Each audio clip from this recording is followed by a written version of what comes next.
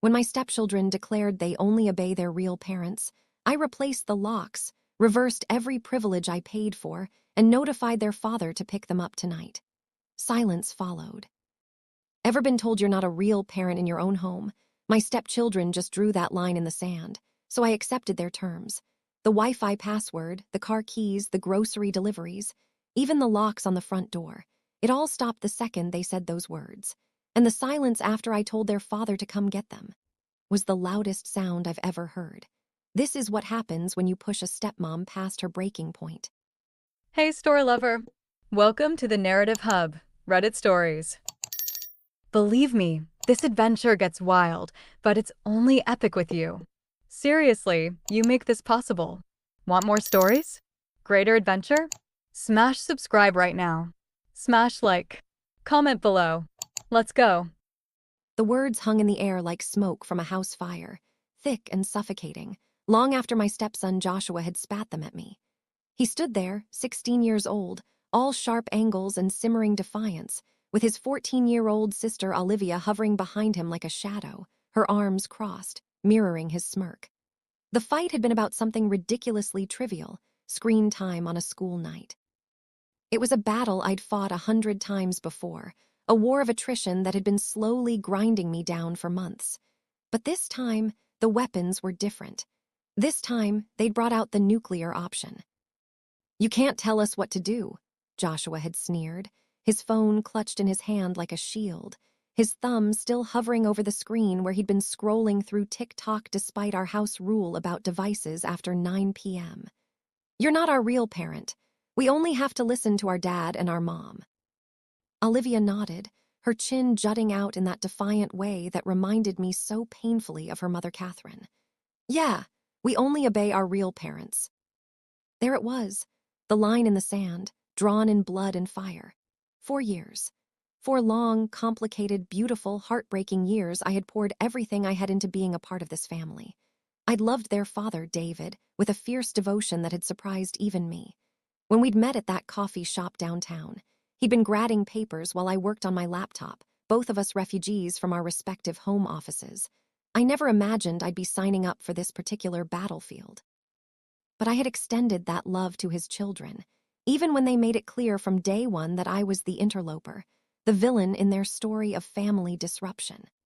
I organized their school schedules with the precision of a military operation, creating color-coded calendars that tracked everything from Joshua's soccer practice to Olivia's drama club rehearsals. I'd paid for their tutors when Joshua struggled with algebra, sitting at the kitchen table for hours helping him work through equations while he rolled his eyes and sighed dramatically. I funded their sports teams, bought their uniforms, drove to tournaments in 3 different states, and cheered from the sidelines even when they pretended not to see me. I stocked the pantry with their favorite snacks, the expensive organic everything that Catherine had gotten them used to during her health food phase, the artisanal crackers and grass-fed cheese sticks that cost more than my entire lunch budget some days. I'd driven them to 1,000 practices, sitting in parking lots scrolling through work emails while they trained. I sat through 100 recitals, school plays, parent-teacher conferences, and award ceremonies, always careful to sit in the back row, to not overstep, to remember my place in their hierarchy. I had tried to build a bridge to them, brick by painstaking brick, even when every gesture was met with suspicion or outright hostility.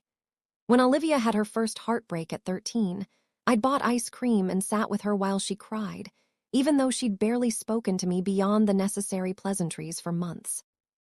When Joshua wrecked his bike trying to impress some girl, I'd driven him to urgent care and held his hand while they cleaned the gravel out of his palms, and he'd actually thanked me, quietly, almost shamefully, but he'd thanked me. Those moments had been rare, precious gems scattered through years of careful neutrality, polite distance, and the occasional flare-up of outright warfare. I'd collected them like a miser, hoarding every small smile, every reluctant thank you, every moment when they forgot to maintain their walls.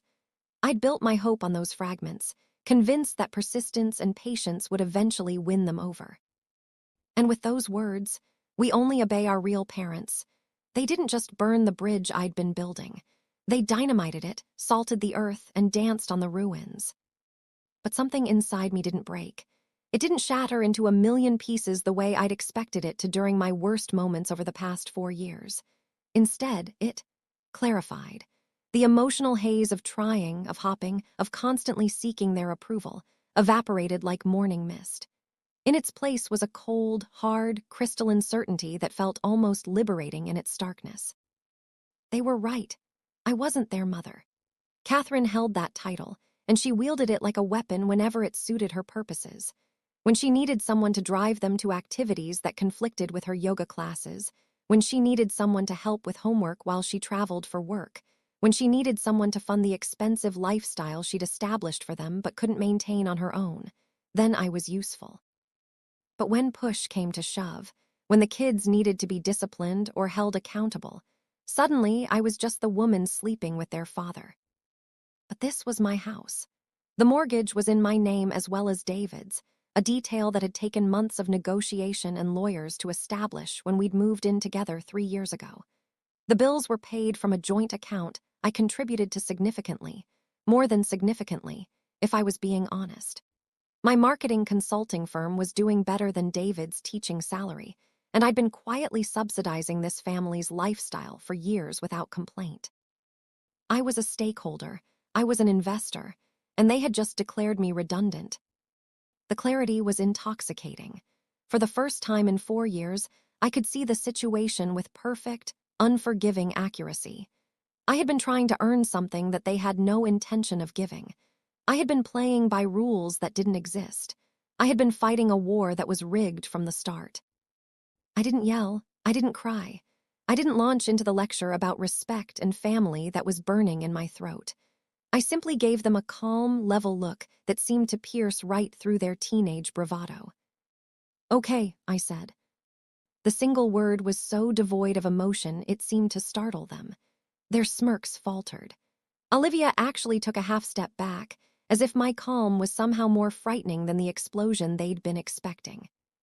"I accept your terms."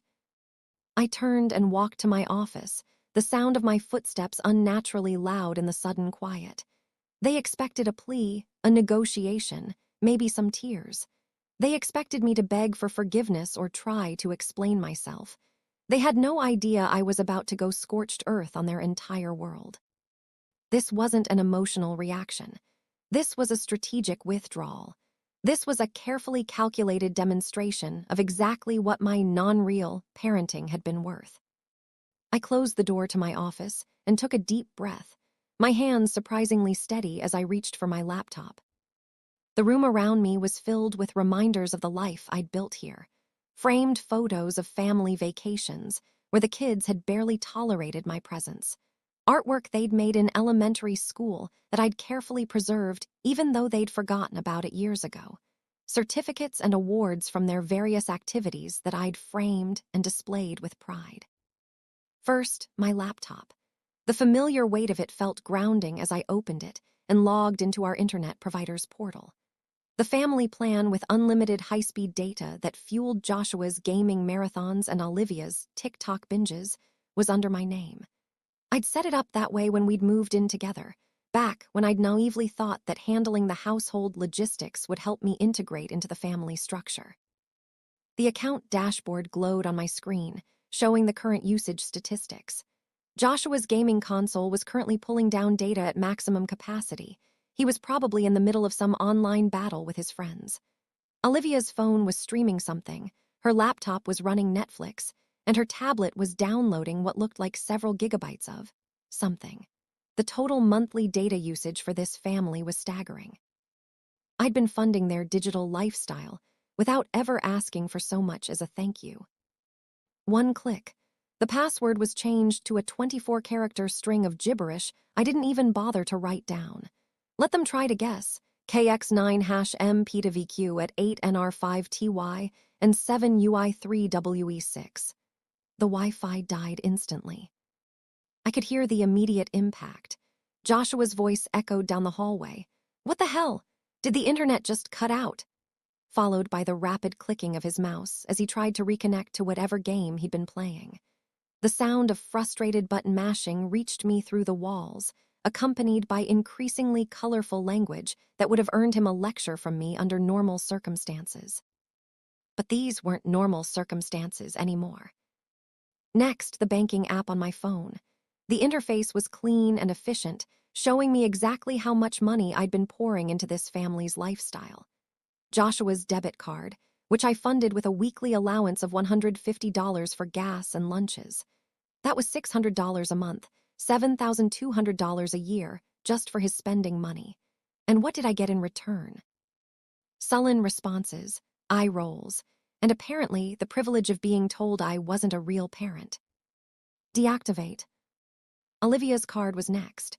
Her weekly allowance was smaller, $100, but that still added up to over $5,000 a year for mall trips with friends, makeup, clothes, and the endless stream of trendy snacks and drinks that teenagers seem to require. When she'd turned 14, I'd increased it from $75, thinking that maybe the gesture would buy me some goodwill. Instead, she'd just started treating me like an ATM with a pulse. Deactivate.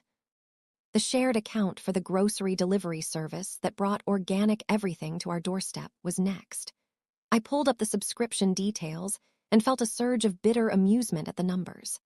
$400 a week, more than $20,000 a year on groceries alone, and that didn't even include the times one of them requested special items or forgot to add something to the order. The detailed order history read like a catalog of their preferences. Joshua's protein powders and energy drinks, Olivia's gluten-free this and organic that, David's craft beer and expensive cheese, and all the specialty items that Catherine had convinced them were essential for proper nutrition. Subscription canceled. The streaming platforms were next. Netflix, Hulu, Disney Plus, and HBO Max. 4 different services at premium family plan rates, all running on multiple devices throughout the house. Joshua had his own Netflix profile where he watched anime and action movies. Olivia had hers for teen dramas and reality shows. David had his for documentaries and classic films. I'd even set up a profile for Catherine's occasional visits, thinking it would be a nice gesture. Logged out on all devices. Passwords changed. Let them go back to watching whatever basic cable David's teacher salary could afford. I methodically went through every single service I'd been paying for. Spotify Premium for the family, YouTube Premium, the premium subscription to Joshua's gaming service, Olivia's photo editing app, the household Amazon Prime account, the password manager subscription that kept all their accounts organized, even the premium weather app that gave detailed forecasts for Joshua's soccer games. Gone, all of it. In less than 10 minutes, I had systematically dismantled the digital infrastructure that supported their comfortable teenage existence. The sounds of distress from the living room were growing louder. "Try unplugging it and plugging it back in," I heard Joshua snap at his sister. "No, not like that. You're doing it wrong." The sound of the router being manhandled echoed through the house, followed by increasingly frustrated exclamations. I went into the kitchen and opened the drawer where we kept the spare keys. The key to the car I'd bought for Joshua was sitting there innocently, attached to a keychain he'd picked out himself. A little soccer ball that he'd been so excited about when I'd surprised him with it for his 16th birthday. The car itself had been a massive expense, a safe, reliable Honda Civic that I'd bought used but in excellent condition. I'd spent weeks researching safety ratings, reading reviews, and negotiating with the dealer. David's name was on the insurance, but the title was in my name, a legal technicality that was about to become very relevant. I pocketed the key. His driving privileges had been a privilege, not a right, and privileges, by definition, could be revoked. As I stood there in the kitchen, the weight of the keys in my pocket and the sounds of digital panic echoing from the living room, I felt something I hadn't experienced in 4 years of step-parenting: complete control. For once, I wasn't trying to navigate between David's guilt about the divorce, Catherine's manipulation, and the kids' resistance. For once, I wasn't trying to be the perfect stepmother who never overstepped, never demanded too much, never made waves. For once, I was just enforcing consequences. But there was one more step to take, one final, irreversible action that would make my position absolutely clear. I pulled out my phone and dialed a number I'd never thought I'd need to use in anger. AAA Locksmith Services, this is George speaking. How can I help you? Yes, I need a complete rekey for my front and back doors, please. As soon as possible. It's an emergency. There was a pause. A rekey, not just a lockout service. I need new keys. The old ones need to stop working. Tonight. I see.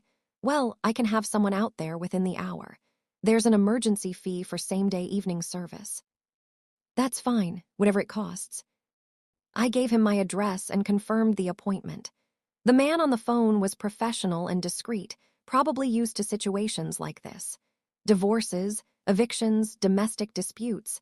I imagined he'd seen it all. While I waited, I sat in my office and tried to process what I was doing. Was I going too far? Was this too extreme?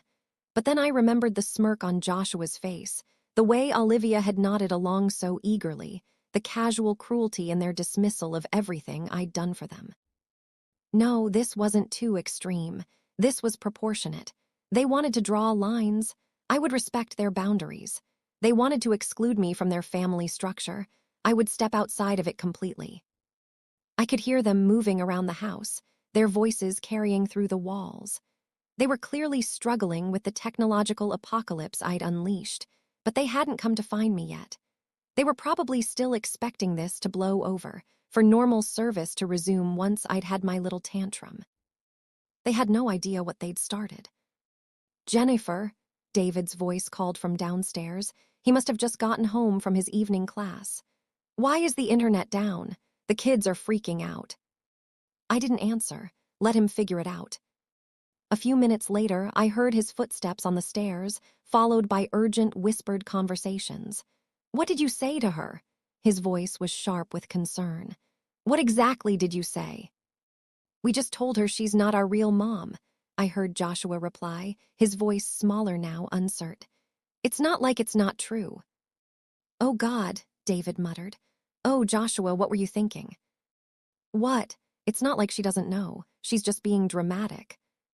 There was a long pause, and I could imagine David running his hands through his hair the way he did when he was stressed.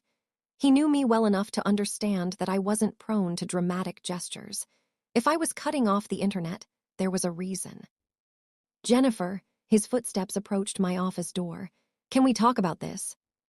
I'm busy, I called back, not looking up from my laptop where I was documenting every canceled service and changed password.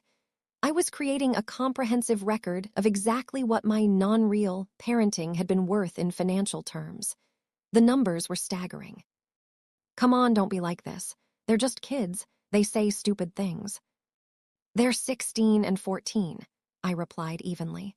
Old enough to understand the words they use and the consequences of using them. I heard him sigh, followed by more whispered conversations. He was probably trying to get the full story from them, trying to understand what had escalated a simple screen time argument into this level of household chaos. The doorbell rang exactly 43 minutes later. George from AAA Locksmith was a portly man in his 50s with calloused hands and kind eyes.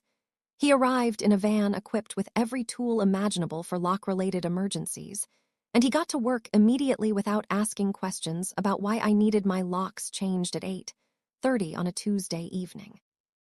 As he worked, drilling out the old cylinders with practiced efficiency, the kids watched in stunned silence from the top of the stairs. Their faces had morphed from defiance to confusion, and now I could see a flicker of real fear dawning in their eyes. This wasn't part of the script they had imagined. They thought they were playing chess, making strategic moves in the ongoing power struggle that had defined our household for years. But they were playing with fire, and they had just drenched the board in gasoline. Ma'am, George looked up from his work. These are good locks, high-quality deadbolts. Someone put some money into security for this house. My husband and I wanted to make sure our family was safe, I replied, the irony not lost on me. Well, these new ones will be just as secure, maybe more so. These are the latest model, pick-resistant, bump-proof. You could keep out anyone you don't want getting in. Anyone I don't want getting in. The phrase echoed in my mind as I watched him work. That was exactly the point. I was drawing new boundaries, literally and figuratively. The old boundaries had been crossed, violated, ignored. The new ones would be enforced. David appeared in the doorway, his face pale. "What are you doing?" he asked quietly, probably not wanting to cause a scene in front of the locksmith. "I'm securing my home," I replied calmly. "George, how much longer?" "Just about finished with this one, then I'll do the back door. Maybe 20 more minutes total." David stared at me, then at the locksmith, then back at me. I could see the wheels turning in his head, the dawning realization that this wasn't a temporary emotional reaction. This was a strategic, calculated response. The woman he lived with, the woman who had been quietly holding his family together for 4 years, was systematically dismantling the infrastructure that supported their comfortable existence. "We need to talk," he said urgently. "Yes, we do," I agreed. "After your children are collected by their real parents." His face went white. "Collected? What are you talking about?" But I didn't answer. George finished the front door and moved to the back, his drill whirring as he removed the old deadbolt. The sound seemed unnaturally loud in the tense silence of the house. As George packed up his tools 15 minutes later, he handed me a set of 3 new, gleaming keys. They were warm from being handled, solid and substantial in my palm. "All set, ma'am. These are the only keys that will work these locks now. You might want to hide a spare somewhere secure, just in case." I paid him in cash, tipped him generously for the emergency service, and thanked him for his discretion. As his van disappeared down our quiet suburban street, I closed the solid wood door and turned the new deadbolt. The click of the lock sliding into place was the loudest sound I had ever heard. It was the sound of a boundary being forged in steel. It was the sound of a new reality. It was the sound of me finally, after 4 years, taking control of my own home. Only then did I pick up my phone to contact their father. I didn't call. A call could be argued with, debated, emotionalized. A call would give him the opportunity to talk me out of what I was doing, to negotiate, to promise changes that would never actually materialize. I sent a text instead. My fingers were steady as I typed, each word carefully chosen for maximum clarity and minimum ambiguity. "Joshua and Olivia have declared they only obey their real parents. Per their request, my parental role is terminated effective immediately. Please make arrangements to pick up your children. They need to be collected tonight. The locks have been changed for security reasons. I will provide you with a new key when you arrive to collect them." I read it twice before hitting send, making sure the tone was professional, factual, and completely unemotional. This wasn't a threat or an ultimatum born of anger. This was simply a logical response to the situation they had created. I hit send. And then, nothing. The 3 dots that signal a reply appeared almost immediately, then vanished. They reappeared, then vanished again. I could imagine David staring at his phone in his empty classroom, reading and rereading my message, trying to figure out if I was serious, trying to craft a response that would diffuse the situation. The digital void on the other end was a gaping maw of uncertainty. I had ignited the parental powder keg. The deafening silence from their father was just the fuse, sizzling away in the darkness. And I knew, with a chilling certainty, that the explosion was coming. But for now, there was silence. And in that silence, I could hear every creak and whisper of the house around me. The soft thud of footsteps upstairs as the kids moved around in their rooms. The hum of the refrigerator. The tick of the clock in the hallway that David had inherited from his grandmother. For the first time in 4 years, I wasn't listening to the sounds of teenage chaos. No gaming systems blaring. No music streaming from multiple devices. No TikTok videos playing on loop. Just quiet. The house felt different without the constant digital noise. Calmer. More like the home I'd imagined when David and I had first moved in together. My phone buzzed. David calling. I let it go to voicemail. He called again. Voicemail again. A text. "Answer your phone. We need to talk about this." I typed back. "Are you coming to collect your children?" "I'm not collecting anyone. I'm coming home to fix this." "Then you misunderstood my message. Let me clarify. Joshua and Olivia have made it clear that they do not recognize my authority in this household. Therefore, I am no longer providing services that require parental authority. This includes housing, food service, transportation, internet access, entertainment subscriptions, and financial support. These services will be restored only when my parental role is restored and respected. The three dots appeared and disappeared several times. Finally, "You can't be serious." "I am completely serious. Your children drew a line. I am respecting it." "They're children, Jennifer. They say stupid things." "They are 16 and 14, old enough to understand cause and effect, old enough to live with the consequences of their choices." Another long pause, then, "I'm calling Catherine." That was fine with me. Let him call Catherine. Let her deal with the situation her children had created. Let her figure out how to manage two teenagers who had just discovered that their comfortable lifestyle was entirely dependent on the woman they'd been systematically disrespecting for years. The next hour was the longest of my life. The house, usually filled with the noise of TVs, video games, and teenage chatter, was eerily quiet. Joshua and Olivia had retreated to their rooms after the locksmith left, their doors shut tight. I could imagine them in there, their phones now useless bricks without Wi-Fi, the full reality of their situation finally beginning to sink in. They had gambled everything on one calculated move, the nuclear option of rejecting my parental authority completely. And I had called their bluff with a response they never saw coming. This wasn't the stepmom they knew, the one who absorbed their hostility and kept trying to win them over. This was someone else entirely. I sat on the couch in the living room, not reading, not watching anything, just listening to the silence. Every creak of the house settling, every passing car outside, sent a jolt of adrenaline through me. Was that David coming home? Was this the moment the real confrontation would begin? I wondered what he was thinking as he sat in his classroom, or wherever he'd gone to make his phone calls. Was he angry with me? With them? Was he calling Catherine to figure out a plan, or was he calling his friends for advice? My mind raced through a dozen scenarios, each more dramatic than the last. But the continued silence from his end was more terrifying than any argument could have been. Around 7 p.m., I heard movement upstairs. Footsteps in the hallway, whispered conversations that I couldn't quite make out.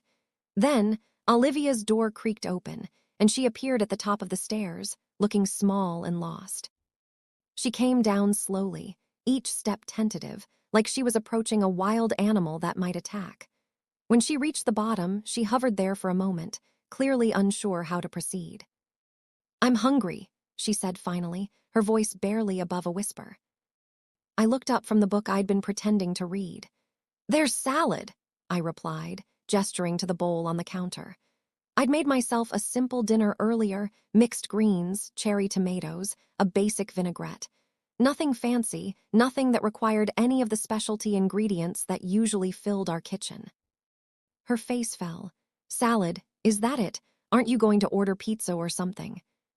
"The person who handles ordering food has terminated her role," I said, my voice even. "You are welcome to use your own money to order food, if you can get a signal." Her eyes welled with tears.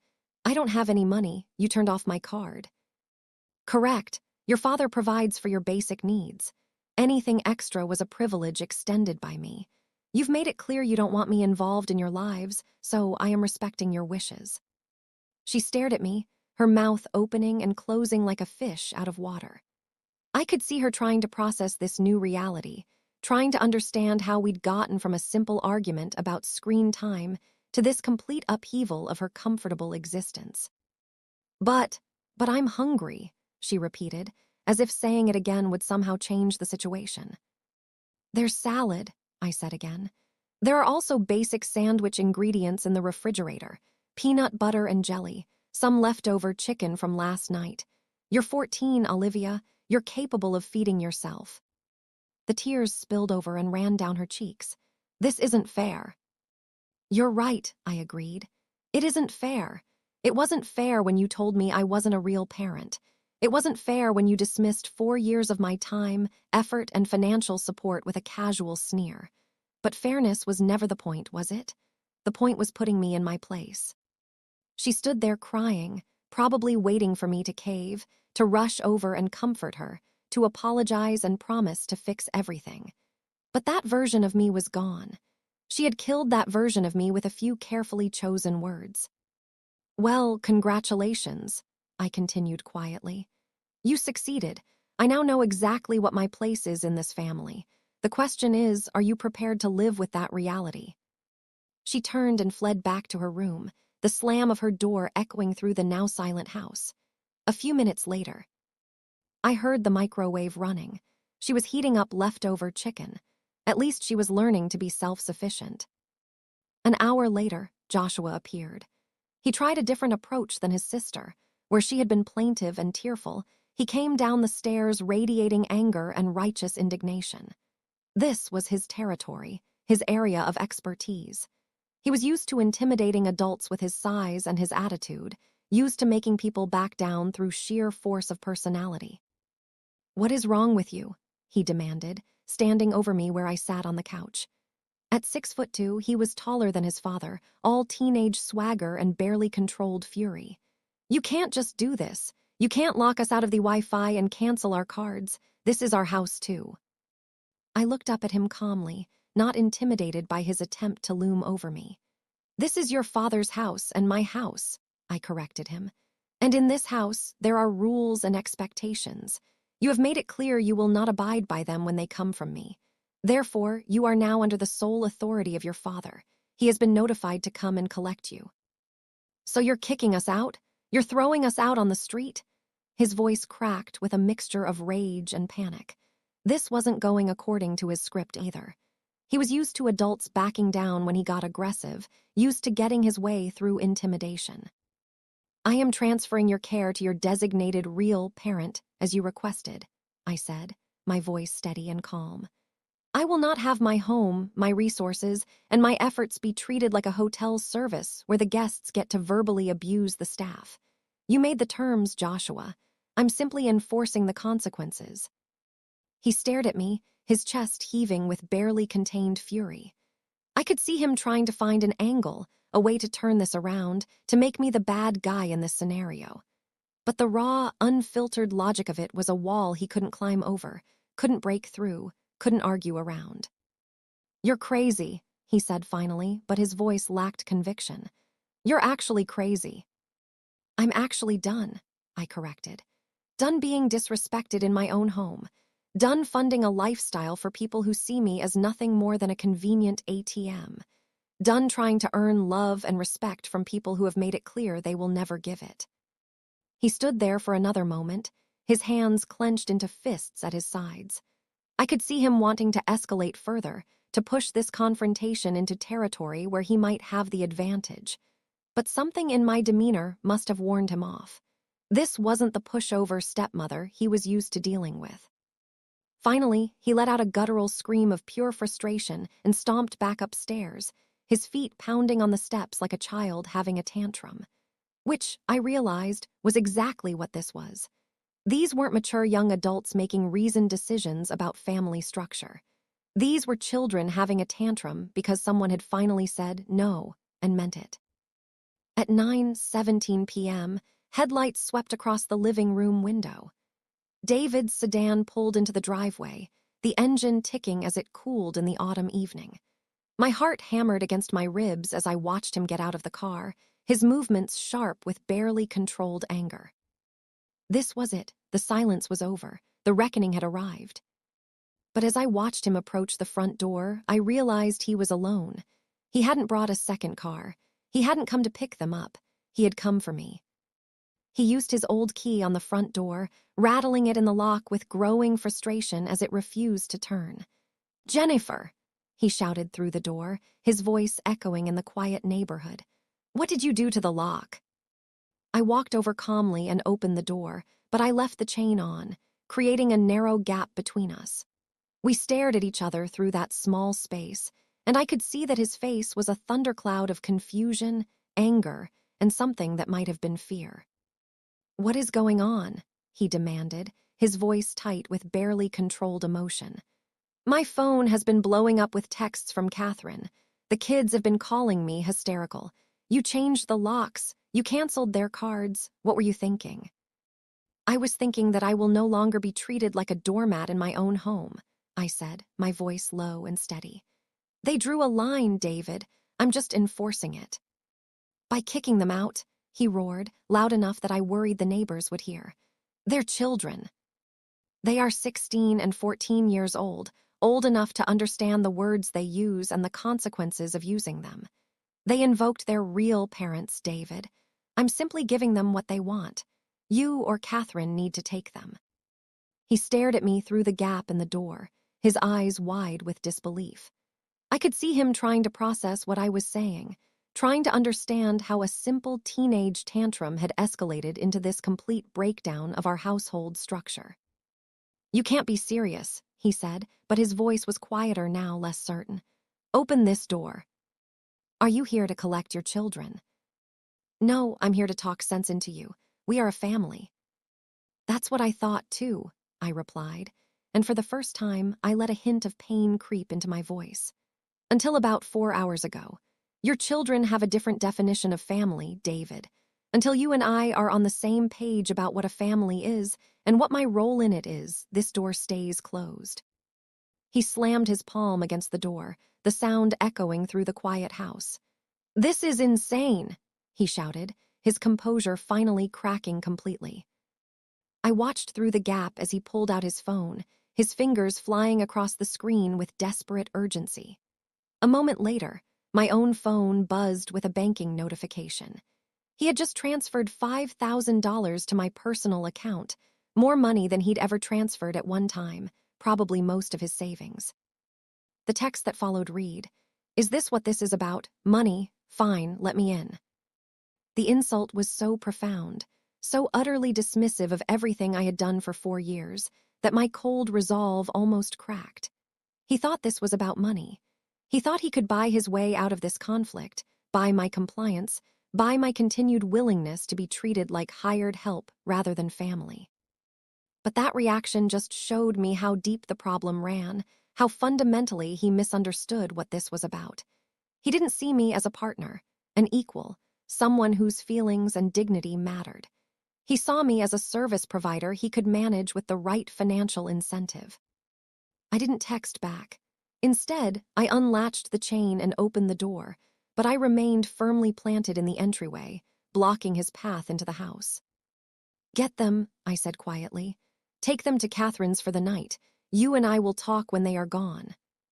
I am not taking them anywhere, he said, pushing past me into the house with the presumption of someone who still believed he had the right to do so.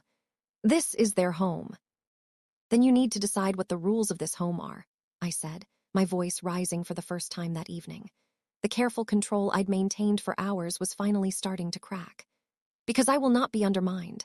I will not be your live-in nanny who can be dismissed when it's convenient for them. Either I am a parent in this house, with all the authority and respect that entails, or I am nothing. And if I am nothing, then I will contribute nothing. No money, no time, no effort. The kids had crept to the top of the stairs again, their faces pale as they watched the battle unfold below them. They had lit this fire with their casual cruelty, and now the whole house was burning down around them. I could see the fear in their eyes now, the dawning realization that their words had consequences they hadn't anticipated. David ran a hand through his hair, his anger warring with exhaustion. I could see him trying to find a middle ground, some compromise that would satisfy everyone and restore the peace. But there was no middle ground here, not anymore.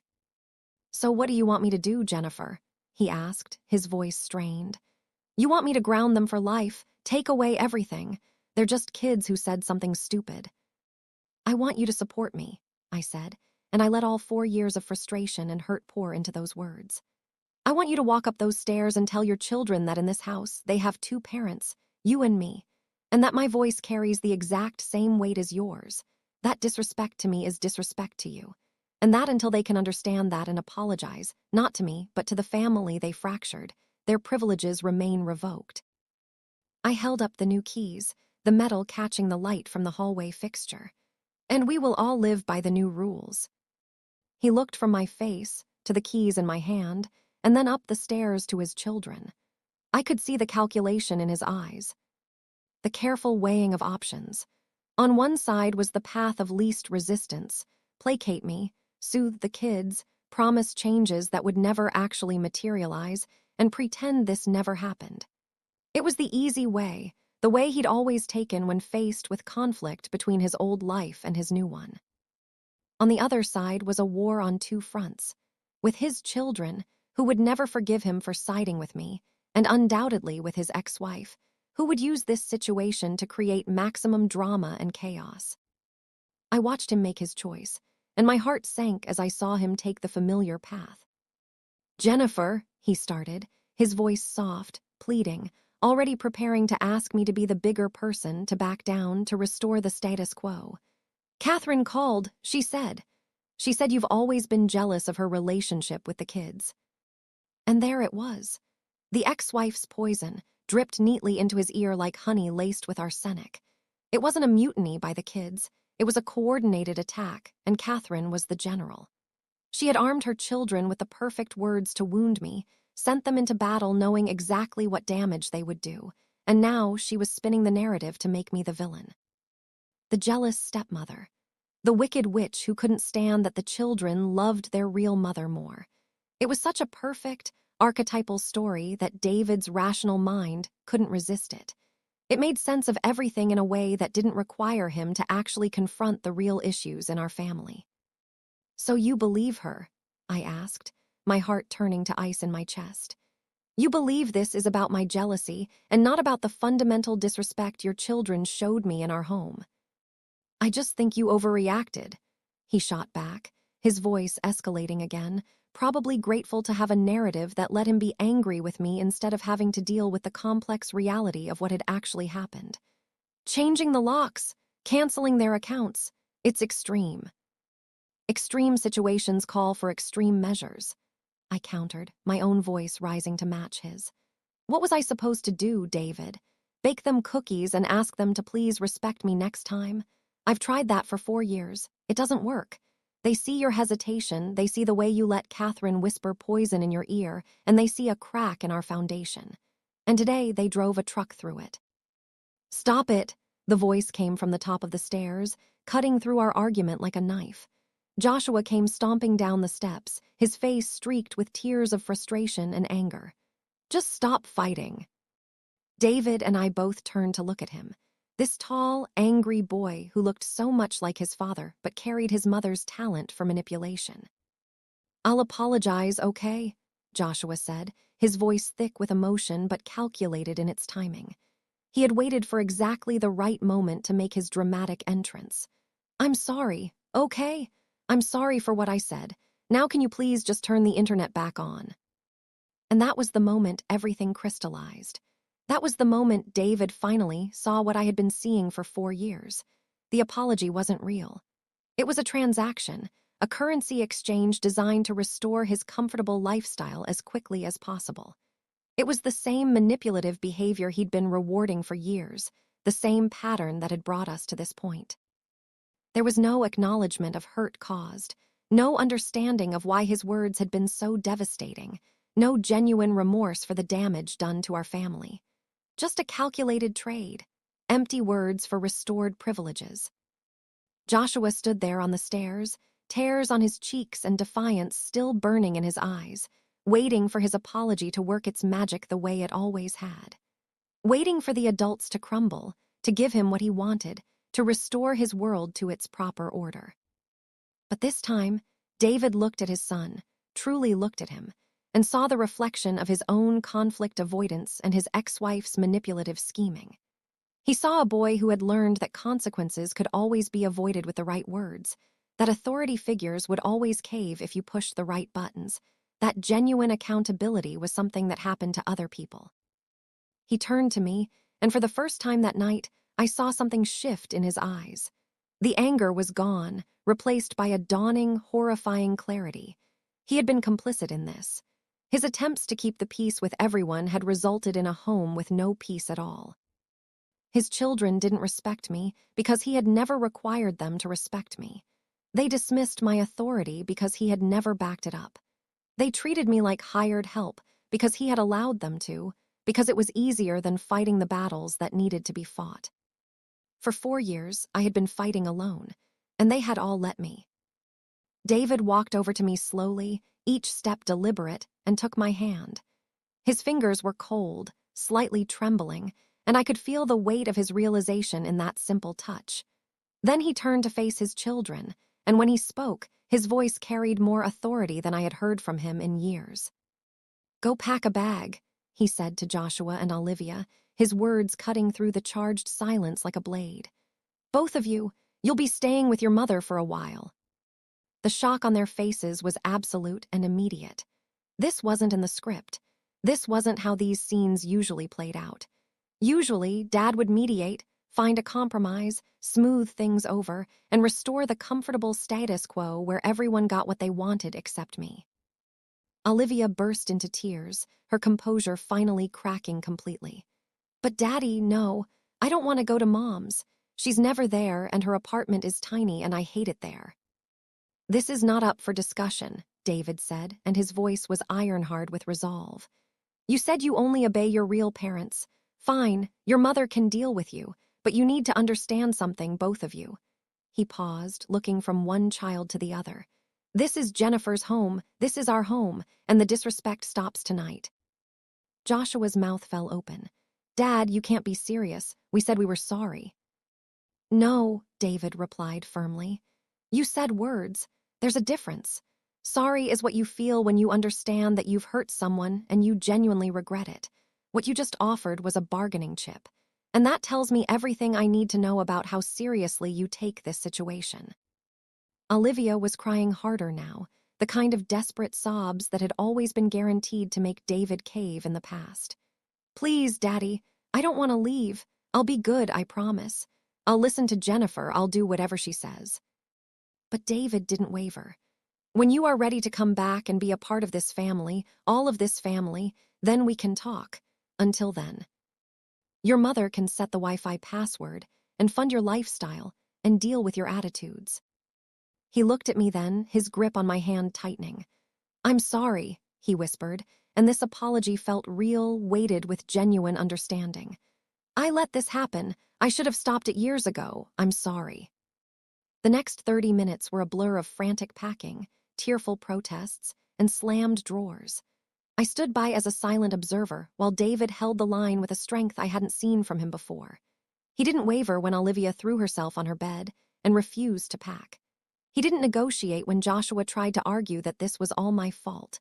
He didn't cave when they both started crying and begging him to change his mind.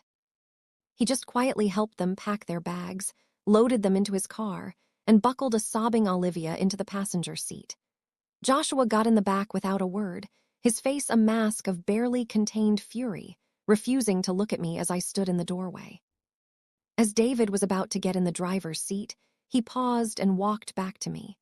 The neighborhood was quiet around us, just the distant hum of traffic and the sound of Olivia's muffled crying through the car windows. He handed me his old house key, the one that no longer worked in our new locks. "I'll get the new one from you when I get back," he said simply. It was a small gesture, but it was everything. It was a transfer of trust, an acknowledgement that the boundaries I had set were now our boundaries. "How long?" I asked quietly. "As long as it takes," he replied. "Catherine can deal with them until they're ready to accept that this is how things are going to be. I should have done this years ago, Jennifer. I'm sorry it took this long." I watched him drive away, the red taillights disappearing into the night like two angry eyes glaring back at me. The house behind me was completely, utterly silent, but this silence was different from the tense, waiting silence that had filled it earlier. This was a clean slate, an empty canvas, a foundation that had been stripped down to its bones and was ready to be rebuilt properly.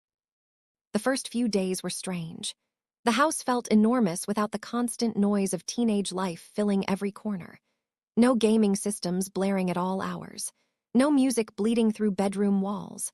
No arguments about chores, homework, or screen time. No constant stream of requests for rides, money, or permission to go places. Just quiet.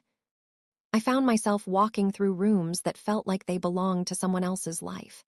Joshua's room, with his soccer trophies lined up on shelves and his gaming setup sitting dark and unused.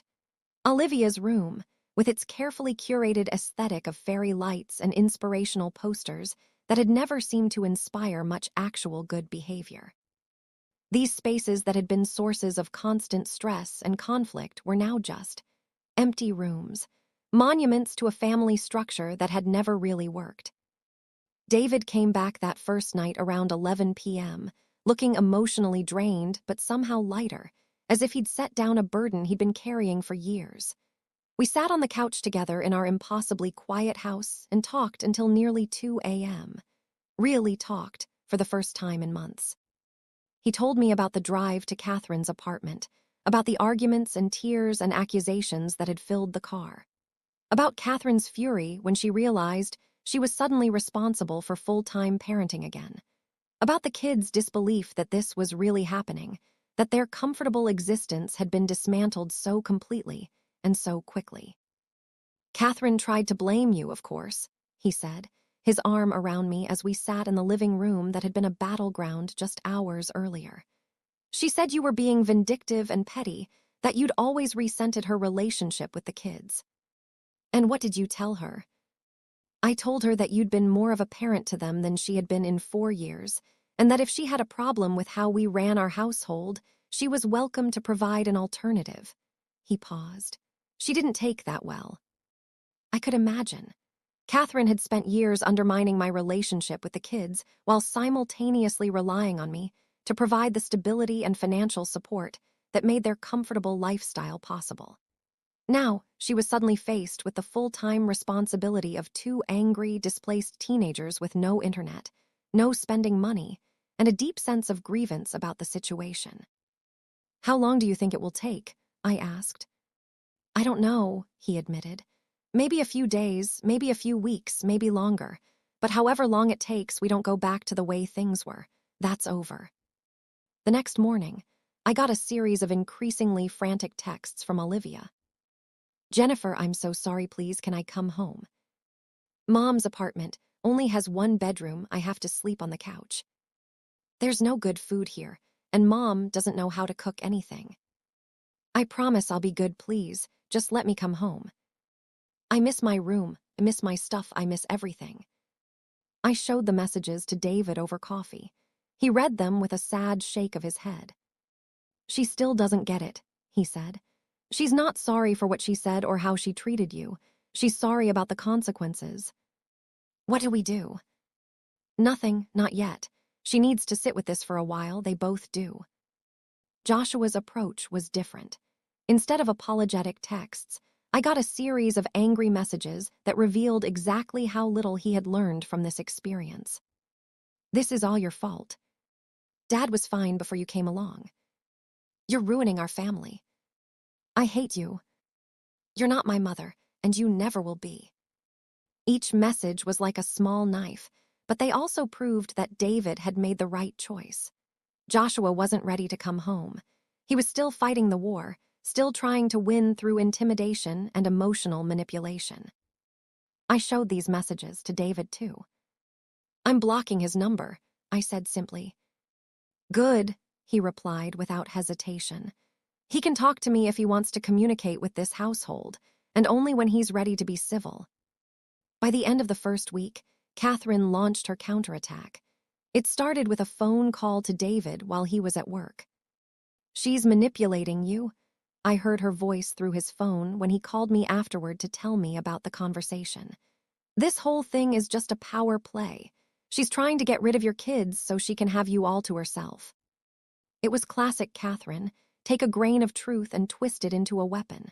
Yes, I wanted David to myself sometimes.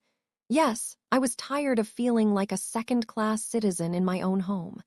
But framing this as jealousy and manipulation was designed to make David question everything that had happened. "What did you tell her?" I asked. "I told her that my kids chose to disrespect the woman I love in the home we share, and that there are consequences for that choice. I told her that if she doesn't like how we handle discipline in our house, she's welcome to provide an alternative living situation." But Catherine wasn't done. She escalated to involving the kids' school, claiming that they were being emotionally abused by being forced to stay with her in substandard conditions. She called David's principal, suggesting that his unstable home situation might be affecting his job performance. She even tried to involve her lawyer, though apparently he told her she didn't have a leg to stand on legally. The campaign was designed to wear us down, to make maintaining our boundaries more trouble than it was worth. And I could see it working on David. The stress was showing in the lines around his eyes, the way he checked his phone obsessively, the way he jumped every time it rang. "Maybe we should just let them come home," he said one evening after a particularly brutal day of Catherine's harassment. "Set some ground rules and try again." "And what happens the next time they decide to test those boundaries?" I asked. "What happens when they realize that all they have to do is make your life miserable enough and you'll cave?" He didn't have an answer for that. "David," I said gently, "this is hard. It's supposed to be hard. Changing a dysfunctional pattern is never easy. But if we give in now, we teach them that our boundaries are negotiable, that our authority is optional. That respect is something they can withhold whenever they feel like it." He knew I was right, but knowing something intellectually and living with the emotional consequences of that knowledge were two different things. The turning point came at the end of the second week. Olivia had been texting me daily, her messages cycling between apologies, bargaining, anger, and desperation. But one evening, I got a message that was different from all the others. "I've been thinking about what I said to you, really thinking about it. And I realize I didn't just tell you that you weren't my real mom. I told you that 4 years of taking care of me didn't matter. 4 years of driving me places and helping me with homework and buying me things and being there when I needed someone. I told you that none of that counted because you didn't give birth to me." I stared at the message for a long time before showing it to David. "I don't know if you can forgive me," the next message read. "But I want you to know that I understand now why you got so upset. It wasn't just mean. It was cruel. And I'm sorry, really sorry.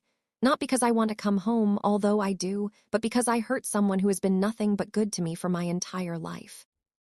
"That's different," David said quietly. "Yes," I agreed. "That's different." But I didn't respond immediately. Words were easy. I needed to see if her understanding translated into changed behavior. The test came a few days later when Joshua apparently tried to get Olivia to join him in another campaign against me. Her response, which she screenshot and sent to me, was perfect. "No, Josh, Jennifer didn't ruin our family. We did. And if you can't see that, then you're not ready to come home yet either." That evening, I called her. "Hi," she said quietly when she answered. "Hi," I replied. "How are you doing?" "I'm okay. Mom's trying. She's not very good at the parenting thing when she can't just drop us off somewhere else." I laughed despite everything. No, she never was. "Jennifer," her voice was small, uncertain. Do you think maybe I could come home? I know I have to earn it, but I want to try." "What does earning it look like to you?" I asked. She was quiet for a moment, thinking. "Following the rules, all of them, not just when it's convenient, doing chores without being asked, treating you with respect even when I'm upset about something else, acting like you're my parent because you are, maybe not in the biological way, but in every way that actually matters." It was a good answer, a thoughtful answer, an answer that showed genuine understanding rather than just a desire to escape consequences. "We'll talk to your dad," I said, "but Olivia—" "Yes. This is a one-time offer. If you come home and fall back into the old patterns, there won't be another chance. Do you understand that?" "I understand," she said. "And Jennifer?" "Yes. Thank you for not giving up on me, for caring enough to set boundaries, for being my parent, even when I made it impossible." Olivia came home the next weekend. We established new rules, new expectations, and new consequences. Her phone and computer time were limited and earned through completed chores and respectful behavior. Her allowance was reduced and tied directly to her contribution to the household. She had to ask permission before making plans, and that permission could be revoked if her attitude slipped. Most importantly, Any disrespect toward me resulted in an immediate conversation with David, and continued disrespect would mean an immediate return to Catherine's apartment. She tested the boundaries, of course. 14-year-olds are constitutionally incapable of not testing boundaries, but the tests were smaller, more manageable. An eye roll instead of open defiance, a sarcastic comment instead of a character assassination. And when she crossed lines, she accepted the consequences without the dramatic meltdowns that had characterized our interactions before. It wasn't perfect. There were still moments of tension, still times when I could see her struggling with the new reality of having to treat me as an authority figure rather than an inconvenient obstacle. But it was progress, real, measurable progress. Joshua was a different story. He remained at Catherine's, his texts to his father growing increasingly angry and desperate as weeks turned into a month. Catherine's initial fury had given way to exhaustion as she realized that parenting a defiant 16-year-old was actual work. She started pushing for Joshua to apologize and come home, not because she thought it was the right thing to do, but because she was tired of dealing with him. But Joshua's pride wouldn't let him bend.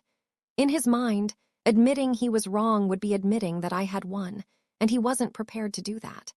So he doubled down on his anger, convincing himself that he was the victim in this situation, that David had been brainwashed, that I was a manipulative witch who had stolen his father. The longer he stayed away, the more entrenched these beliefs became.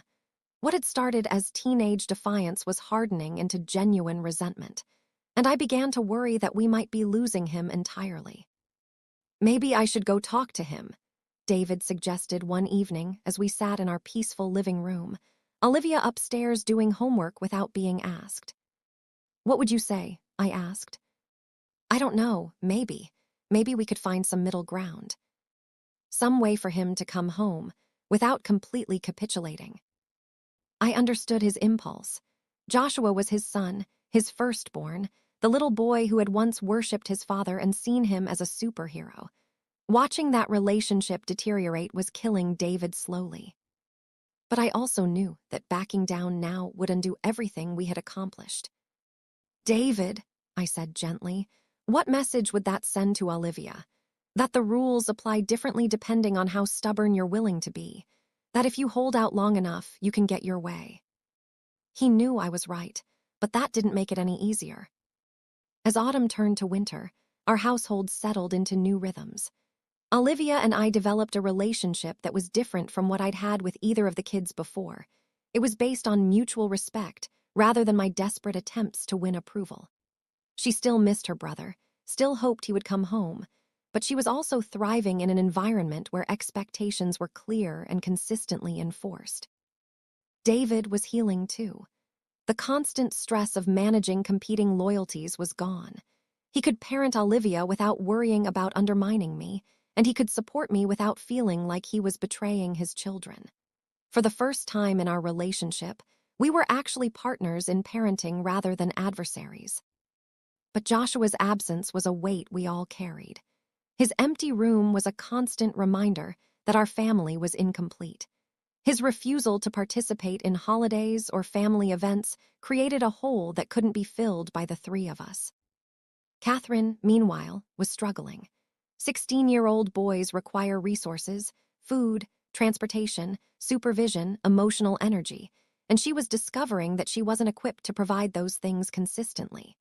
Her work schedule didn't accommodate a teenager's needs. Her small apartment wasn't designed for long-term occupancy by a growing boy. Her social life had been built around having her kids only part-time. She started pushing harder for resolution, calling David with increasing frequency to suggest compromises, concessions, anything that would get Joshua out of her hair. But every suggestion involved me backing down in some way, accepting some diluted form of respect in exchange for peace. She wants you to apologize to him, David told me after one particularly frustrating call. She thinks if you just admit you overreacted, he might be willing to come home. I laughed, but there was no humor in it. Of course she does. Let me guess. She also thinks the kids should get their allowances back immediately and that we should pretend none of this ever happened. Something like that. And what do you think? David was quiet for a long moment. I think my son is miserable and stubborn, and I think his mother is in over her head. I think this has gone on long enough, and maybe we need to find a way to end it that doesn't require total victory for either side. It was a reasonable perspective, a mature, adult perspective that prioritized practical solutions over ideological purity, and it scared me to death. David, I said carefully, do you remember why we're here? Do you remember what Joshua said to me? Of course I remember, but… No buts, I interrupted. Either I'm a parent in this house or I'm not. Either my authority means something or it doesn't. If we compromise now, if we let him come home on his terms instead of ours, what have we actually accomplished? We get our family back together, he said, but his voice lacked conviction. Do we? Or do we get back to exactly where we were before, with him knowing that if he just holds out long enough, he can get what he wants? The conversation ended in stalemate, but I could see David weakening. The daily pressure from Catherine, the guilt over his fractured relationship with his son, the simple exhaustion of maintaining difficult boundaries, it was all taking its toll.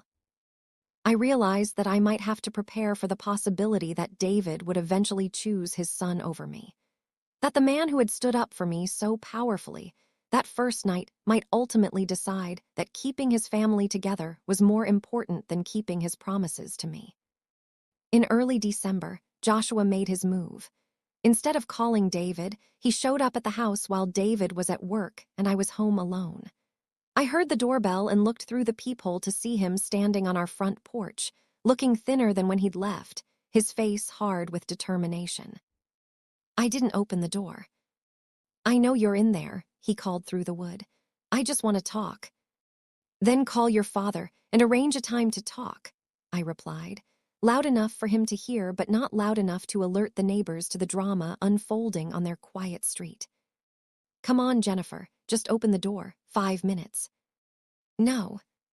He stood there for a long moment, and I could see him through the peephole, trying to decide what his next move would be. Then he started talking, his voice carrying clearly through the door. I know you think I hate you, he said, and maybe I do a little, but I don't hate you because you're not my real mom. I hate you because you made everything complicated. I listened despite myself. Before you came along, everything was simple, he continued. Mom and Dad were divorced, yeah, but we knew where we stood with everyone. Then you showed up and suddenly there were all these new rules and expectations. You wanted us to treat you like a parent, but you weren't our parent. You wanted us to love you, but we already had a mom. His voice was getting louder, more emotional. You tried to buy our love with money and gifts and trips, but then you got mad when we didn't appreciate it enough. You wanted credit for doing things that parents are supposed to do anyway. You wanted to be special, but you weren't special. You were just there. Each word was designed to wound, to justify his behavior, to make me the villain in his story. But underneath the anger, I could hear something else. I could hear a 16-year-old boy who was scared and confused and trying to make sense of a situation that had spiraled beyond his control. I don't want to live with Mom anymore, he admitted, his voice breaking slightly. Her apartment sucks and she's never there and she doesn't know how to do any of the stuff you used to do for us. But I can't just come back and pretend like everything's fine. I can't just apologize for telling the truth. What truth is that, Joshua? I asked through the door. That you're not my real parent, he exploded. That's not an insult, it's just a fact. You didn't give birth to me, you didn't raise me from a baby, you don't get to just waltz in and demand that I treat you like you did. And there it was, the fundamental misunderstanding that had been driving this conflict from the beginning. You're right, I said quietly. I'm not your biological mother. I didn't give birth to you or change your diapers or teach you to walk.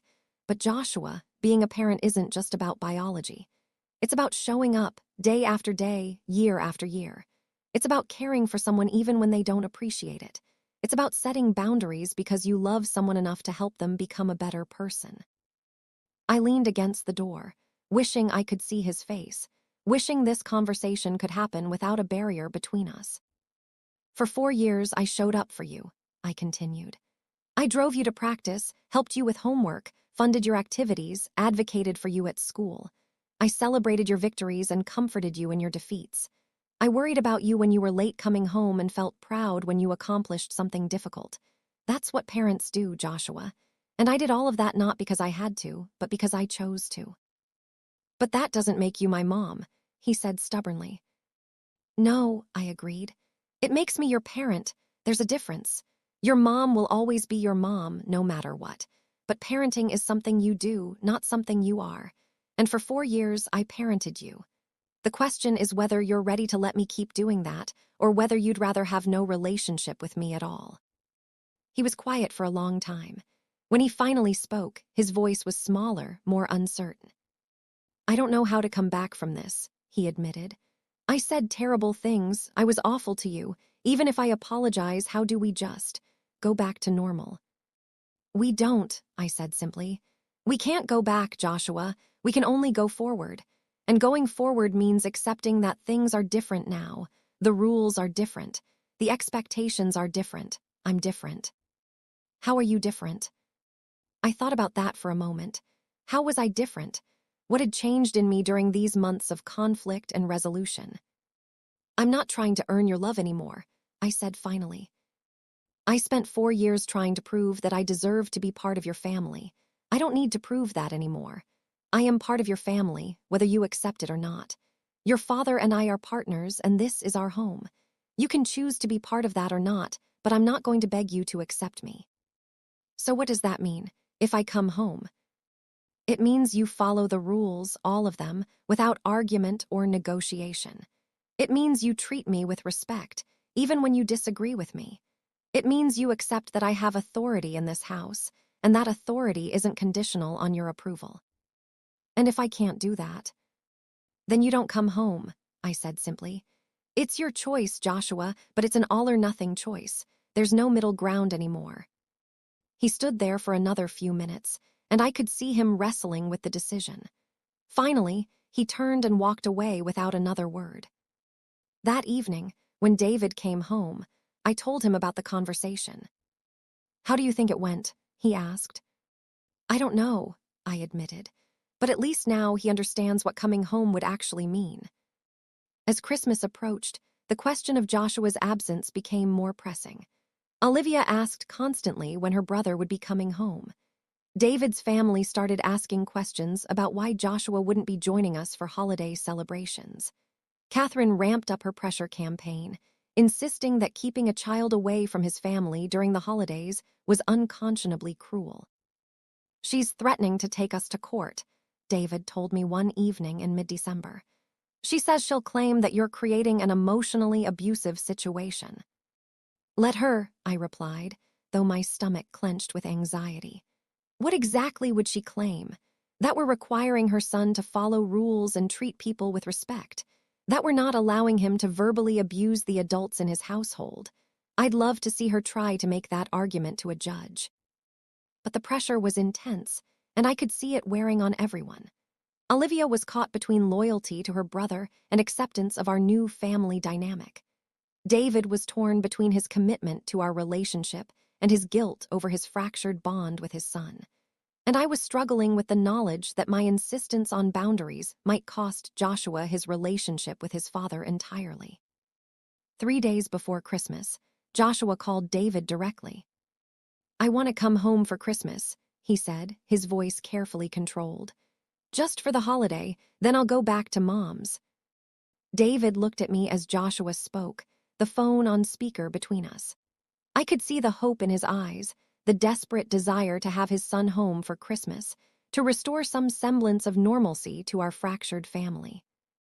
That's not how this works, Joshua, David replied, though I could hear the effort it took him to say those words. You don't get to come home when it's convenient and leave when you don't want to follow the rules.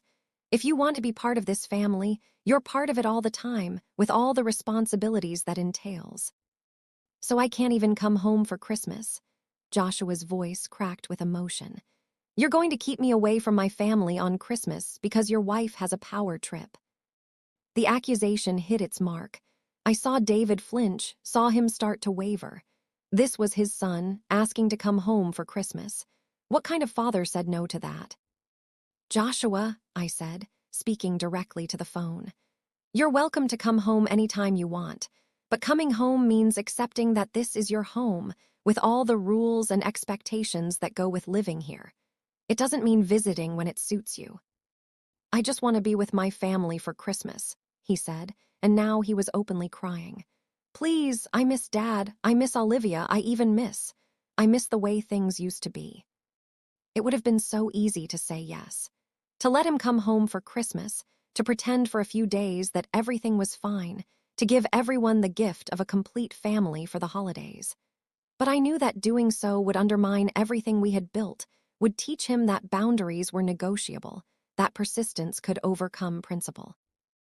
The way things used to be wasn't working, Joshua, I said gently. For any of us, if you want to be part of this family, you need to accept how things are now. The call ended with Joshua hanging up in tears, and David staring at me with something that might have been accusation in his eyes. We could have just let him come for Christmas, he said quietly. And then what? Let him leave again when he decides he doesn't like the rules. Let him come and go as he pleases, treating this house like a hotel. It's Christmas, Jennifer. I know what day it is, I replied, fighting to keep my voice steady.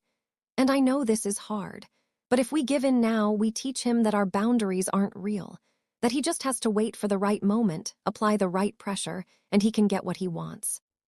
David didn't argue, but I could see the doubt in his eyes. For the first time since that night when he'd stood up for me, I wondered if he was starting to question whether the cost of maintaining these boundaries was worth it. Christmas morning was quiet. Olivia opened her presents with forced enthusiasm, trying to make up for her brother's absence. David went through the motions of holiday celebration, but his heart wasn't in it. And I sat there wondering if I had pushed too hard, asked for too much, destroyed a family in the name of saving it. But then Olivia came and sat next to me on the couch, leaning against my shoulder as we watched David clean up the wrapping paper. I'm glad you didn't let him come just for Christmas, she said quietly. You are. Yeah, because if you had, he would have learned that he could just wait you out. That eventually you'd give up and let him do whatever he wanted. And then we'd be right back where we started. Out of the mouths of babes. I miss him too, she continued. But I don't miss the way he used to treat you. I don't miss the way he made everyone walk on eggshells all the time. And I don't want him to come back until he's really ready to be part of this family. That evening, as we sat around the dinner table, just the three of us, David raised his glass in a toast. To family, he said simply. To the family we choose, and the family we build, and the family we fight for. It wasn't the Christmas I had imagined when we'd started this journey, but it was honest. It was real, and it was ours. The new year brought unexpected developments. Catherine, apparently exhausted by months of full-time single parenting, made a decision that surprised everyone. She was moving to another state for a job opportunity. She wants to take Joshua with her, David told me after a particularly tense phone conversation. Says a fresh start would be good for him. The implications were staggering. If Joshua moved away with Catherine, the chances of repairing our relationship became virtually nil. He would finish high school in another state, probably go to college there, build a life that had nothing to do with us. David would lose his son, not temporarily, but potentially forever. What did you tell her? I asked. I told her I needed to think about it, David replied, but I could see the panic in his eyes. Jennifer, I can't let her take him across the country. I can't lose my son. Then call him, I said simply. Tell him what his options are, let him make the choice. That evening, David called Joshua. I listened from the kitchen as he laid out the situation with brutal honesty. Your mother is moving to Portland in 6 weeks, David said. She wants you to go with her. If you do, you'll finish high school there, probably go to college there. You'll be starting over completely. And if I don't, Joshua's voice was small through the phone speaker. If you don't, you come home, here, with us, with all the rules and expectations that Jennifer and I have established. No negotiations, no compromises, no special treatment because you've been away. There was a long silence. Then, can I think about it? Of course, but Joshua, I need you to understand something. If you choose to go with your mother, I will always love you. You'll always be my son. But our relationship will be different. We'll talk on holidays and maybe see each other a few times a year, but we won't be part of each other's daily lives anymore. I know, Joshua whispered. And if you choose to come home, you need to understand that there's no going back to the way things were. Jennifer is my partner, this is our home, and you will treat her with respect. Not because you have to, but because that's what family members do for each other. I know that too. The call ended with Joshua, promising to give them an answer within the week. Do you think he'll choose to go with her? David asked me afterward. I don't know, I admitted. But at least now he understands what his real choices are. Not between living with us on his terms or living with his mother, but between being part of this family or not being part of it at all. Joshua called back 3 days later. David and I were in the kitchen making dinner when the phone rang, and we both froze when we saw his name on the screen. I want to come home, he said without preamble when David answered. I don't want to move to Portland. I don't want to start over in a new place. I want to come home. David's relief was palpable, but his voice was steady when he replied. Are you sure? Are you ready for what coming home means? I think so, Joshua said quietly. I've had a lot of time to think about things, about what I said to Jennifer, about how I've been acting, about what I really want. And what do you want? I want to be part of this family, Joshua said, and I could hear tears in his voice. I want to have a relationship with you and with Olivia, and I want to try to have a relationship with Jennifer, a real one, not just pretending to get along. David looked at me, his eyebrows raised in question. I nodded. Okay, David said, but we need to be clear about what this means. Jennifer and I are partners. This is our home. You will follow our rules, treat both of us with respect, and contribute to this household.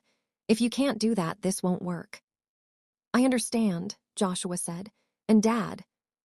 Yes. Can I talk to Jennifer directly?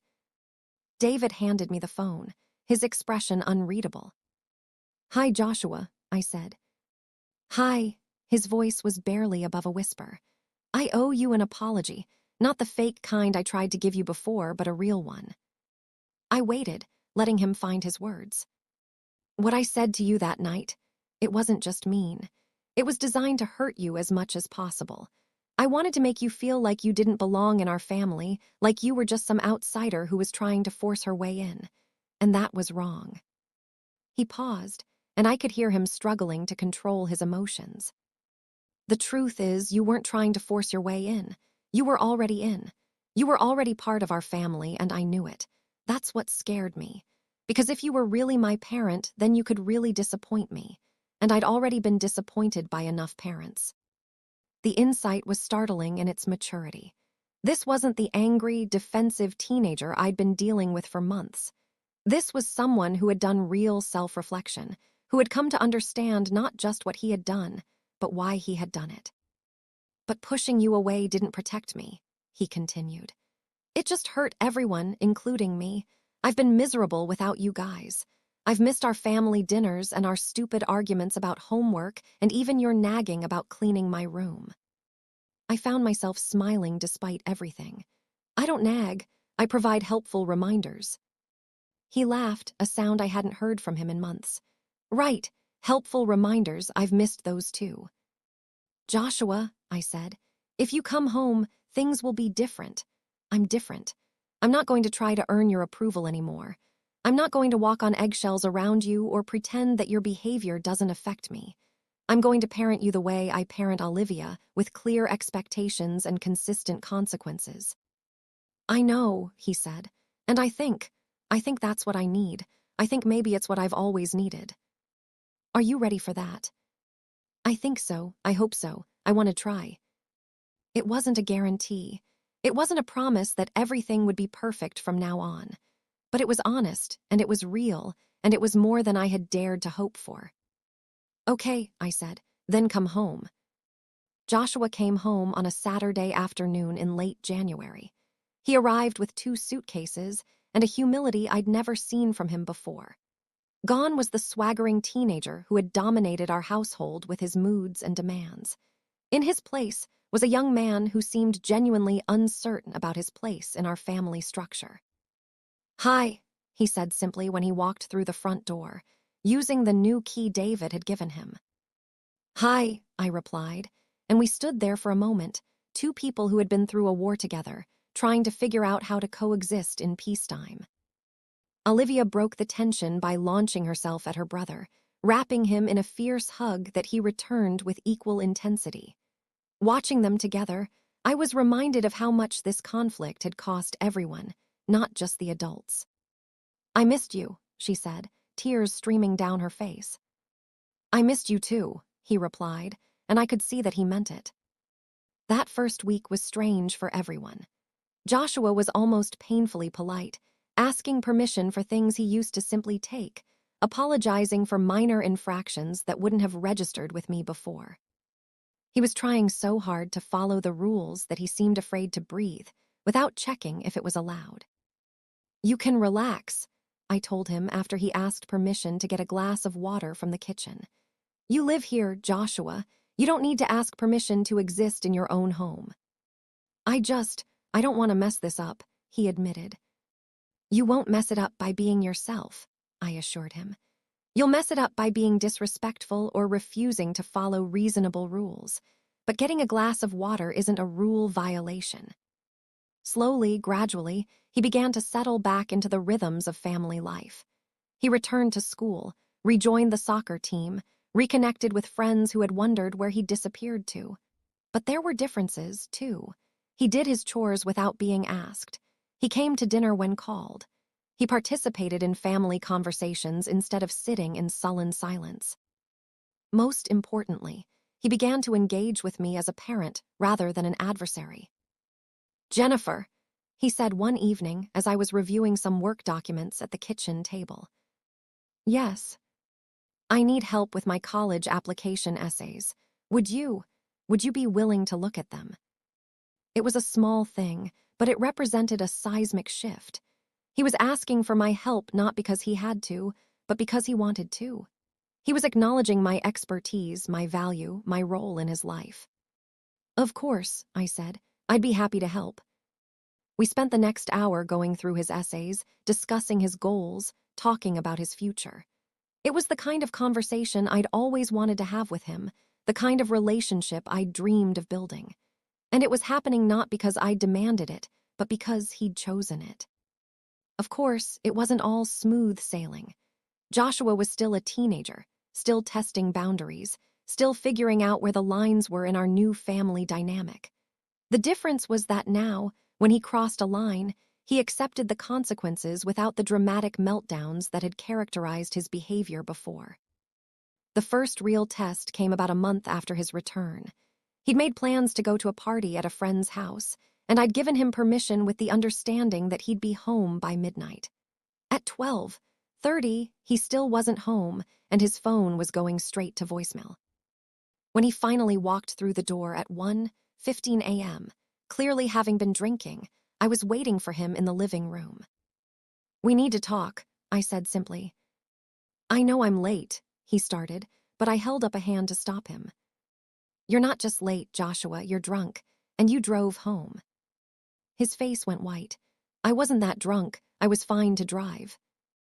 "That's not your decision to make," I said firmly.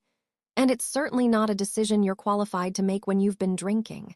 You put yourself at risk, you put other people at risk, and you violated the trust we placed in you."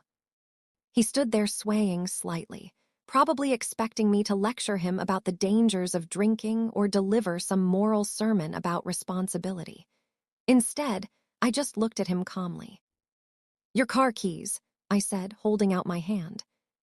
"What?" "Your car keys.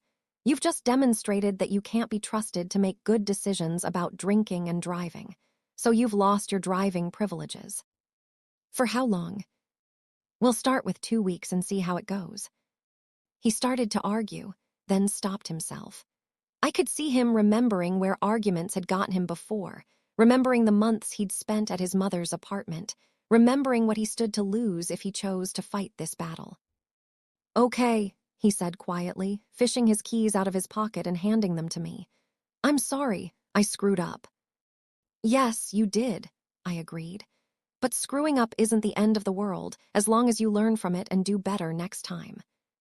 He nodded, and I could see that he understood. This wasn't about punishment for the sake of punishment. This was about natural consequences for poor choices, delivered without anger or vindictiveness. "Go get some water and some aspirin," I said. "You're going to feel terrible tomorrow." As he headed toward the kitchen, he paused and looked back at me.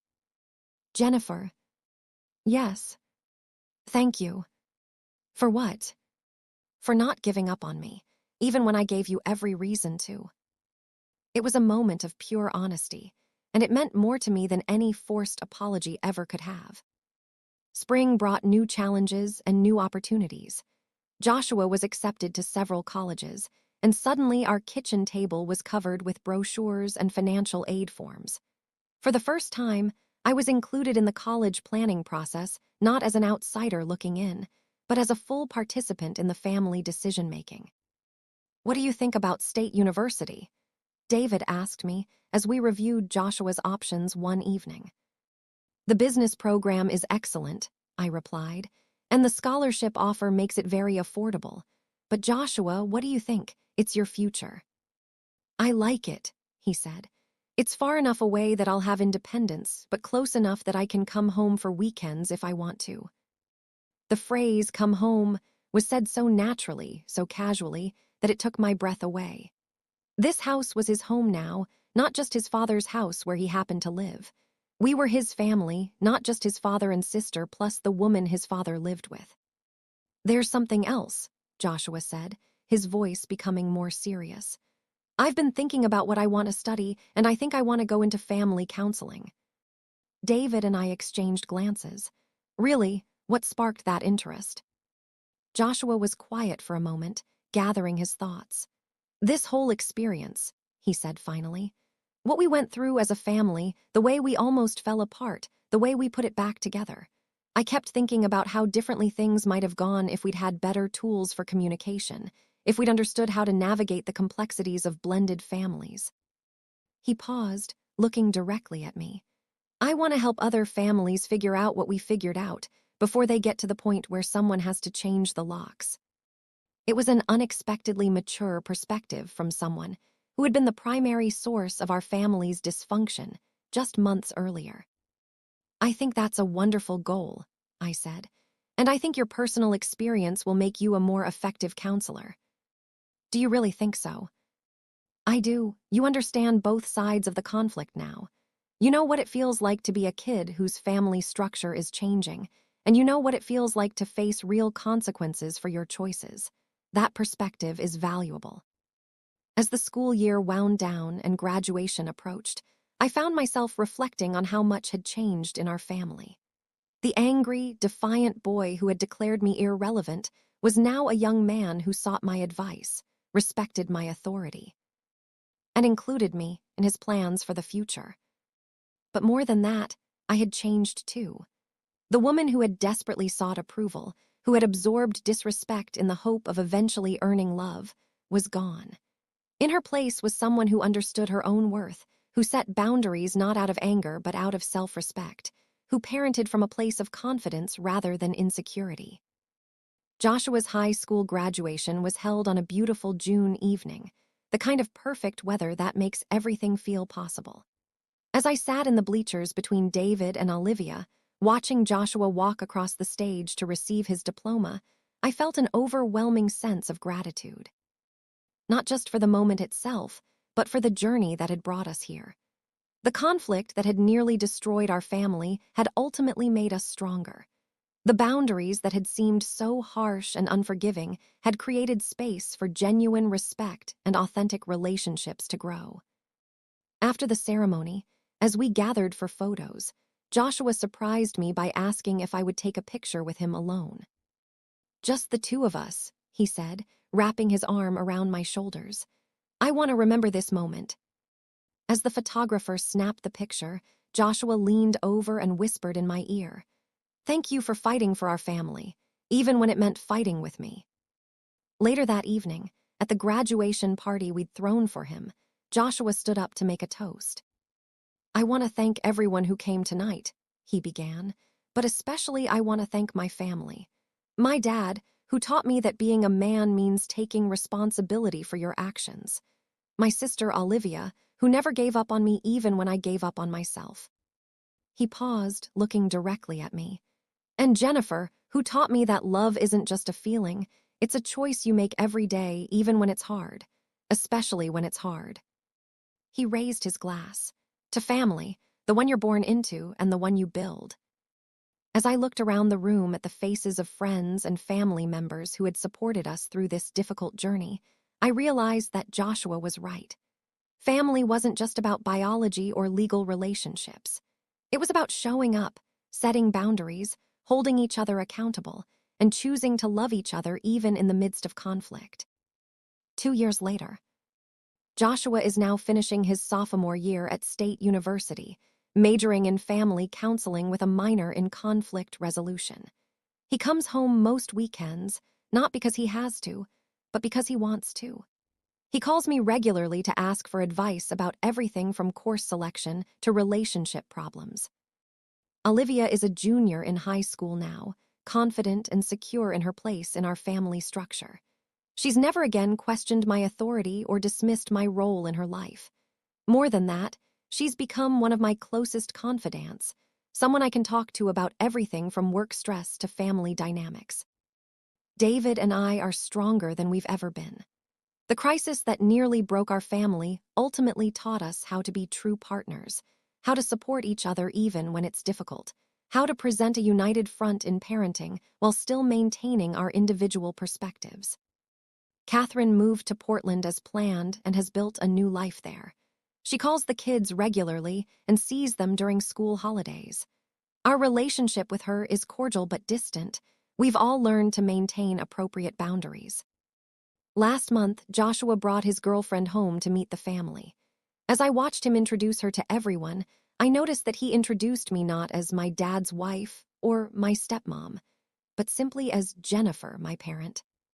It was a small word choice, but it represented everything we had fought for and built together. Not a biological relationship, not a legal obligation, but a chosen bond between two people who had decided to be family to each other. That night, as David and I were cleaning up after dinner, I found myself thinking about that evening 2 years ago when everything had changed. The night when two angry teenagers had declared that I wasn't their real parent, and I had decided to accept their terms. I had thought I was calling their bluff, demonstrating their dependence on me through shock and awe. But what I had actually done was something much more profound. I had finally stood up for myself and insisted on being treated with respect. The locks had been changed that night, but not just on the doors. I had changed the locks on my own heart, deciding that I would no longer accept love that came with conditions, respect that was conditional on my willingness to be a doormat, or family bonds that required me to diminish myself. In doing so, I had inadvertently created space for real relationships to grow. Relationships based on mutual respect rather than desperation. Relationships where love was chosen rather than demanded. Relationships where everyone knew their worth and insisted on being treated accordingly. It hadn't been easy. There had been moments when I'd wondered if I was asking for too much, being too rigid, destroying something that could have been repaired with patience and compromise. But as I looked around our home now, truly our home, where everyone belonged and everyone contributed, I knew I had made the right choice. Sometimes, loving someone means setting boundaries they don't want. Sometimes, protecting a family means temporarily breaking it apart. Sometimes, the only way to build something strong is to tear down something that was never stable to begin with. The silence that had followed my ultimatum that night 2 years ago had been terrifying, but it had been necessary. In that silence, everyone had been forced to confront the reality of what our family actually was, what it could become, and what they were willing to do to preserve it. And in the end, we had all chosen each other. Not out of obligation, not out of guilt, not out of fear, but out of love, real love. The kind that sets boundaries and enforces them. The kind that requires respect and reciprocity. The kind that fights for something better rather than accepting something that's merely tolerable. As I turned off the lights and headed upstairs, I caught sight of the framed photo from Joshua's graduation on the hallway table. The two of us, arms around each other, genuine smiles on our faces. Not the forced, desperate smile I'd worn in family photos for years, hopping to look like I belonged. A real smile. The smile of someone who knew exactly where she stood and was proud of the ground she had claimed. That night, I had changed the locks on our doors. But more importantly, I had changed the locks on our lives, creating a space where respect was required, boundaries were maintained, and love was both given and received freely.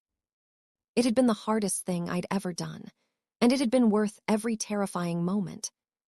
The war for our family's future had been won not through surrender or compromise, but through the simple, revolutionary act of insisting that everyone, including me, deserved to be treated with dignity. And in the end, that had made all the difference.